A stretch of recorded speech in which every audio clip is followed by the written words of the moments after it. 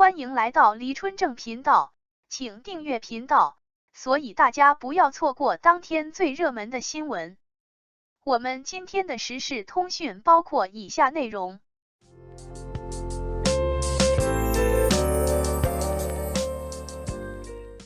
赵丽颖与凤行、王一博追风者各看10集，一个弃剧一个看上瘾。最近有好多新剧接连开播，光是大腕儿主演的剧目就达到了6部。看了任嘉伦和邢菲主演的古装奇幻剧《烈焰》，我勉强撑了4集就放弃了。之前看过动漫版，所以再看真人版总觉得有点不对劲。角色名字改的我都不认识了，而且好多演员的选角和角色契合度都不高，再加上有些演员的演技真的是让人不知道说啥好。总的来说，这真人版和动漫版比起来真是差远了。我看完了陈晓和童瑶主演的都市剧《小日子》前10集，说实话，演员们都演得挺不错的，就是剧情有点太离谱了，感觉都飘到天上去了。为了心里不堵得慌，我还是决定不追了，放弃也是明智之举。近2年的都市生活剧，感觉都走上了同一条道儿，要么就是瞎折腾，要么就是拼命显摆有钱。管它合不合理，接不接地气，只要能炫耀，能闹腾，就算数了。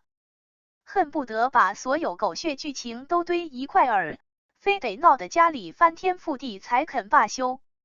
可结果呢，又非得整出个皆大欢喜的收尾，看得人直觉得假的离谱，跟现实简直是南辕北辙，差了10万8千里。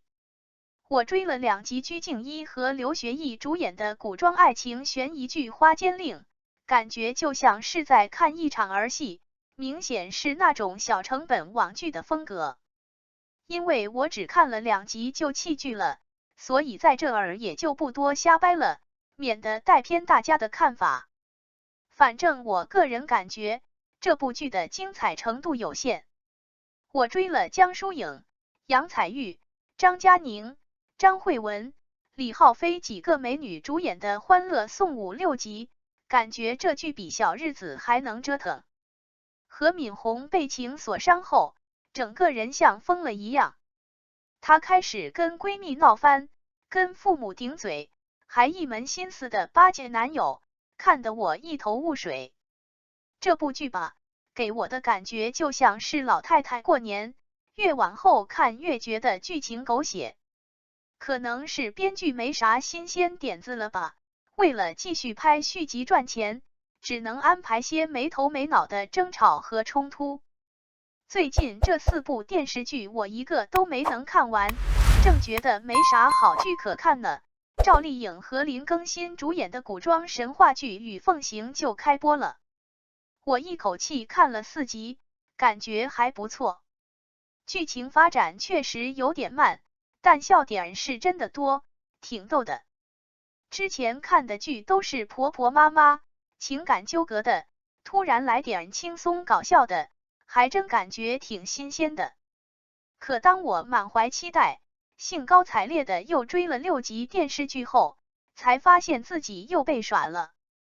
这10集里，压根没啥实质性的故事，全靠赵丽颖和林更新的粉丝基础在硬撑。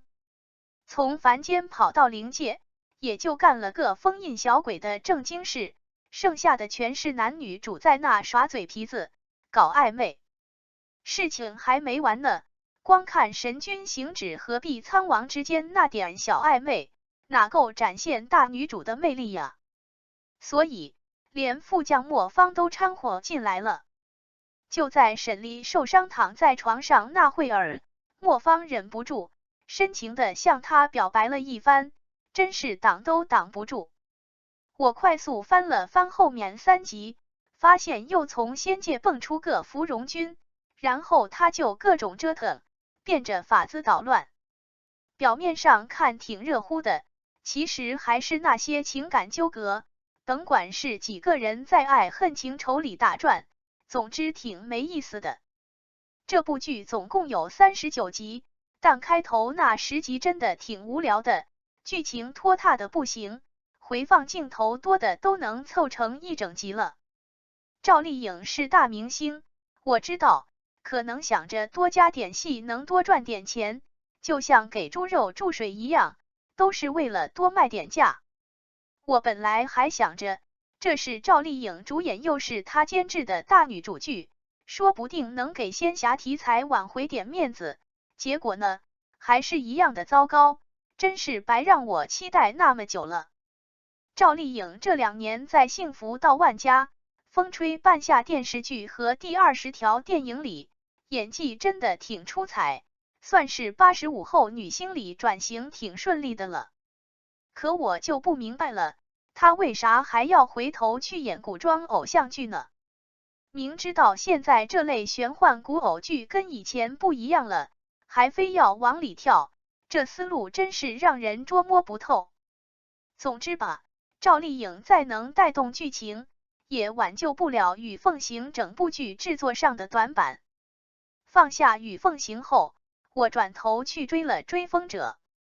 这是一部讲民国时候谍战的电视剧，主演是王一博、李沁和王阳。我就用了2天，一口气把已经放出的10集全给看完了，感觉真心比预想中要好太多。真没想到，王一博这个大男主现在成长的这么快了，看来跟着大牌演员拍电影，真能捞到不少真本事。在《无名》这部电影里，王一博可是和香港电影圈公认的演技派大佬梁朝伟一起演的。到了《长空之王》，他又和内娱影视圈赫赫有名的实力派胡军搭戏。还有在《热烈》里，王一博又遇到了黄渤。这3部电影全是戏骨级前辈和王一博飙戏，难怪他的演技会突飞猛进呢。这就像跟高手比拼，肯定能让自己的本事和见识嗖嗖往上涨。比如说下象棋吧，要是你老跟那些菜鸟玩，那你的棋术估计也就那样了，没啥长进。但要是你能有机会跟那些老前辈过上几招，不用多久，你的棋艺指定会嗖嗖的往上涨，进步飞快。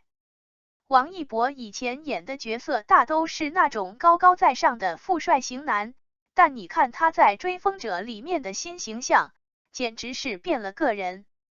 那个以前不碰凡尘俗世的富家少爷，现在直接跑到贫民窟里去了。他住在一个破破烂烂的阁楼上，穿的衣服也特别简陋，甚至袜子都破了个大口子，大脚趾都露在外面，也只能将就着穿。王一博的成长真是明摆着的事儿，给这部剧加了不少分。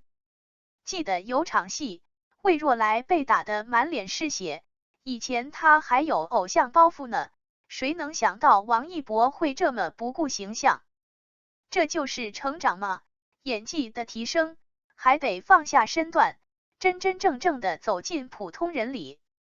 这也是每个偶像明星想要转型，都得走的一条路。为啥我一看完《追风者》就立马迷上了呢？主要是王一博把魏若来这个角色演得太到位了。而且这部剧从头到尾，从故事讲到服装化妆，再到剪辑、画面布局、光影效果、颜色搭配，甚至音乐、镜头运用，都让人感觉特别顺眼，特别舒服。因此，我就像被勾了魂一样，根本停不下来。每天才放2集，真心不够看呐。其他演员的表现也都很出色，特别是李沁扮演的沈婧贞这个角色，她表面上是个有钱的千金小姐，但实际上却是中共上海站的秘密情报员。她一边在上流社会的圈子里周旋，另一边则在风起云涌的斗争中大展身手，真是让人佩服。李沁演起这种表面看着不同，实际上差别大的角色来，真是得心应手。不管是演大户人家的娇贵小姐，还是战场上的勇猛女将，她之前都尝试过，现在演起来自然是驾轻就熟，毫不费力。说说张天阳演的林乔松这个角色，那反派形象真是绝了，塑造的太到位了。他这人特会看碟下菜，见到心上人沈进真时，自卑的不行，一到上司康少杰面前，就憋着一肚子火不敢发，可要是对上中共人员，立马变得凶狠跋扈，那脸变得比翻书还快。张天阳这演技真心不错，王学圻、高露、杨坤这些演员，个个演技了得，演啥像啥，角色塑造对他们来说小菜一碟。总之，有这些演技派大咖撑着，剧集质量肯定有保障。就像画龙的点睛，只要角色演得生动，整部剧就能火起来。嘿，有人看过《追风者》没？看过的哥们儿姐们儿，来聊聊你们的感受咋样？分享一下观后感呗。感谢您观看视频。如果您觉得本时事通讯有用，请不要忘记点赞、评论和订阅。祝您生活愉快，充满活力。再见。